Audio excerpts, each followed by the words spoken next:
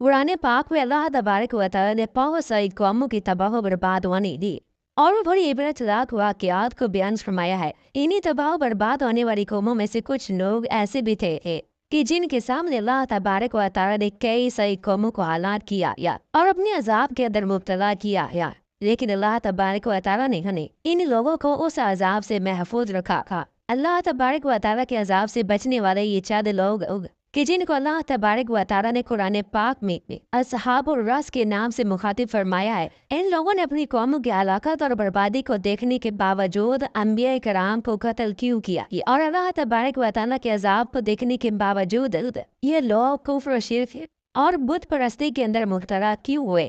اور جب اس قوم کے لوگوں نے اللہ تبارک و تعالی کی حدوں کو پار کرنا چاہا تو پھر اللہ تبارک و تعالی نے اس قوم کا کیا حال کیا اور ان کا دردناک انجام کیا ہوا اور ان کو کیسی عبرت ناک موت دی۔ پیار دوستو، آج کی اس ویڈیو میں ہم آپ کو اصحاب الرس کا ایمان افروز اور عبرت ناک واقعہ بیان کریں گے، لہذا آپ سے گزارش ہے کہ ہماری اس ویڈیو کو اینڈ تک ضرور دیکھیے گا۔ پیار دوستو، اصحاب الرس ایسے لوگ تھے کہ جن کو اللہ تبارک و تعالی نے طرح طرح کی نعمتوں سے نوازا تھا اور نہ صرف نعمتوں سے بلکہ ان کے سامنے کئی ساری قوموں کو حالات دیا لیکن ان لوگوں کو اپنے عذاب سے محفوظ بھی رکھا۔ اصحاب الرس کون تھے اور ان کا تعلق کس قوم سے تھا؟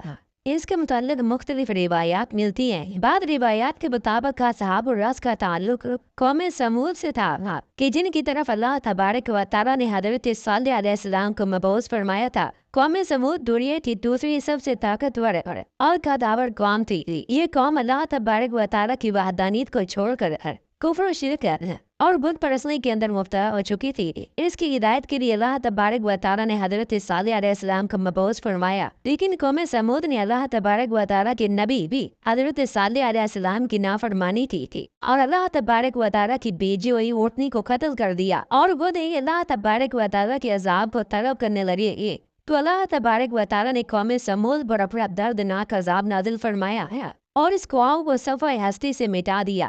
قوم سمود میں سے چند لوگ ایسے تھے جو اللہ تبارک و تعالی کے اس عذاب سے بچ گئے اور عذاب الہی سے بچنے والے ان لوگوں کو اصحاب الرس کہا جاتا ہے۔ ان لوگوں کی تعداد تقریباً 4000 کے قریب تھی۔ عذاب الہی کے بعد یہ لوگ حضرت صالح علیہ السلام کے ساتھ ہجرت کر کے ہجر موت کے مقام پر آباد ہو گئے۔ وہاں ایک کوہ کے قریب ان لوگوں نے اپنی زندگی گزارنا شروع کر دی تھی۔ اسی مقام پر حضرت صالح علیہ السلام کی وفات ہوئی۔ ان کی وفات کے بعد یہ لوگ گمراہی کے اندر مبتلا ہونے لگے۔ اس قوم کا ایک سردار تھا جو انتہائی نیک دل اور اچھا انسان تھا۔ یہ لوگ اس کی بہت عزت و احترام کیا کرتے تھے۔ پیار دوستو، ان لوگوں کے سردار کی وفات کے بعد یہ لوگ بہت زیادہ غمگین اور رنجیدہ رہنے لگے۔ چنانچہ شیطان نے ان لوگوں کو گمراہ کرنے کے لیے یہ چال چلی۔ شیطان ان لوگوں سے کہنے لگا کہ اگر تم لوگ یہ چاہتے ہو کہ تم لوگوں کو تمہارے سردار کی کمی محسوس نہ ہو اور اس کے مرنے کے بعد بھی اس کی برکتیں تم لوگوں کو حاصل ہوتی رہیں تو تم لوگ اپنے سردار کا ایک بت بناؤ اور اس بت کو اپنے پاس رکھو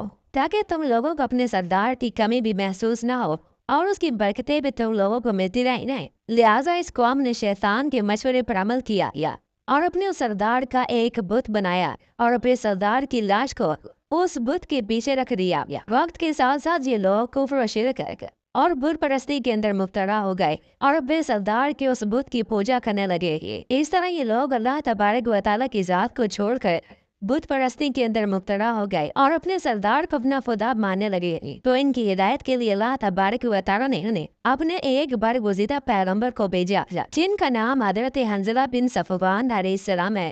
چنانچہ حضرت حنظلہ علیہ السلام نے اپنی قوم کو بت پرستی سے منع کیا اور اللہ تبارک و تعالی کی وحدانیت کی طرف بلایا، لیکن یہ لوگ اپنے کفر و شرک سے باز نہ آئے اور اسی طرح اپنے سردار کی پوجا کرتے رہے۔ حضرت حنظلہ علیہ السلام بار بار اپنی قوم کو حق کی طرف بلاتے اور اللہ تبارک و تعالی کی عبادت کرنے کا حکم دیتے، لیکن یہ قوم اپنے کفر و شرک سے باز نہ آئی اور حضرت حنظلہ علیہ السلام کی تبلیغ سے تنگ آ گئی اور حضرت حنظلہ علیہ السلام سے تنگ آ کر ان لوگوں نے یہ فیصلہ کیا کہ وہ حضرت حنظلہ علیہ السلام کو معاذ اللہ قتل کر دیں گے۔ چنانچہ ان لوگوں نے ایسا ہی کیا اور حضرت حنظلہ علیہ السلام کو معاذ اللہ قتل کر دیا۔ چنانچہ جب اس قوم کے لوگوں نے اللہ تبارک و تعالی کے نبی کو قتل کیا तो अल्लाह तबारक व तआला ने इस पर अपना दर्दनाक अजाब नादिल फरमा दिया और इस कौम के उस कुएं को खुश कर दिया जिसके किनारे ये लोग आबाद थे और जिस कुएं के पानी के जरिए ये लोग अपनी जिंदगी गुजारा करते थे। जब अल्लाह तबारक व तआला ने उस कुएं के पानी को खुश्क कर दिया तो हर तरफ कहत साली पड़ गई और इनके खेत और बागात खुश्क हो गए और ये लोग कहत साली की वजह से तड़प तड़प कर हलाक हो गए। प्यार दोस्तों, बाज दूसरी रिवायात के मुताबिक असहाबुर रस वो लोग थे जो कौम आद और कौम समूद से भी पहले आबाद थे। ये लोग एक सनोबर नामी दरख्त की पूजा किया करते और उसको अपना खुदा माना करते। इस कौम की हिदायत के लिए अल्लाह तबारक व तआला ने हजरत हंजला अलैहिस्सलाम को मबूस फरमाया, लेकिन इस कौम ने हजरत हंजला अलैहिस्सलाम को जुर्ला दिया और उनकी बात न मानी। बिलाकर तान आकर इस कौम ने हजरत हंजला अलैहिस्सलाम को कत्ल कर दिया। इस तरह हजरत हंजला अलैहिस्सलाम को कत्ल करने के बाद अल्लाह तबारक व तआला ने इस कौम पर अपना अजाब नादिल फरमाया और इस कौम को हलाक कर दिया। हजरत अल्लामा इब्ने असाकिर रहमतुल्लाहि तआला अलैह फरमाते हैं कि असहाबुर रस जहाँ पर आबाद थे उस इलाके के दरमियान में ही एक बहुत बड़ा कुआं था। जब हजरत हंजला अलैहिस्सलाम ने अपनी कौम को हक की तरफ बुलाया तो उस कौम के लोगों ने हजरत हंजला अलैहिस्सलाम को पकड़ कर उस कुएं में डाल दिया और उस कुएं के मुंह पर एक बहुत बड़ा पत्थर रख दिया, जिसकी वजह से हजरत हंजला अलैहिस्सलाम अंदर ही शहीद हो गए। और इस तरह इस कौम ने हजरत हंजला अलैहिस्सलाम को माज़ अल्लाह कत्ल कर दिया। इसके बाद अल्लाह तबारक व तआला ने इस कौम पर अपना अजाब नादिल फरमाया तो अल्लाह तबारक व तआला ने इस कौम को ये सजा दी कि उस इलाके के तमाम कुओं का पानी खुश्क कर दिया और इस तरह ये कौम कहत साली के अंदर मुब्तला होकर तड़प तड़प कर हलाक हो गई। ये लोग चूँकि एक कुएं के पास आबाद थे, इसी वजह से अल्लाह तबारक व तआला ने इस कौम को असहाबुर रस के नाम से पुकारा है।